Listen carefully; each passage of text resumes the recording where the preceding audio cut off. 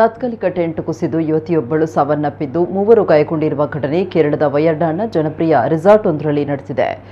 ಮೆಪ್ಪಾಡಿಯಲ್ಲಿರುವಂತಹ 900 ಕಂಡಿ eco park ಎಂಬ ರೆಸಾರ್ಟ್ನಲ್ಲಿ ಈ ದುರಂತ ಸಂಭವಿಸಿದೆ. ಮಲಪ್ಪುರಂ ಜಿಲ್ಲೆಯ ನಿಲಂಬೂರು ಬಳಿಯ ಅಕಂಪಡ ಮೂಲದ 24 ವರ್ಷದ ನಿಶ್ಮಾ ಮೃತ ಯುವತಿ. ಮರದ ಕಂಬಗಳು ಮತ್ತು ಒಣಹುಲ್ಲನ್ನು ಬಳಸಿ ನಿರ್ಮಿಸಲಾಗಿದ್ದಂತಹ ತಾತ್ಕಾಲಿಕ ಟೆಂಟ್ಗೆ 4 ಪ್ರವಾಸಿಗರ ಮೇಲೆ ಬಿದ್ದಿದೆ. ಘಟನೆಯಲ್ಲಿ ಯುವತಿ ನಿಶ್ಮಾ ಸ್ಥಳದಲ್ಲಿಯೇ ಸಾವನ್ನಪ್ಪಿದ್ದಾರೆ. ಗಾಯಗೊಂಡವರು ಆಸ್ಪತ್ರೆಯಲ್ಲಿ ಚಿಕಿತ್ಸೆ ಪಡೆಯುತ್ತಾ ಇದ್ದಾರೆ. ಪ್ರಕರಣ ದಾಖಲಿಸಿಕೊಂಡಿರುವ ಪೊಲೀಸರು ತನಿಖೆ ನಡೆಸ್ತಾ ಇದ್ದಾರೆ.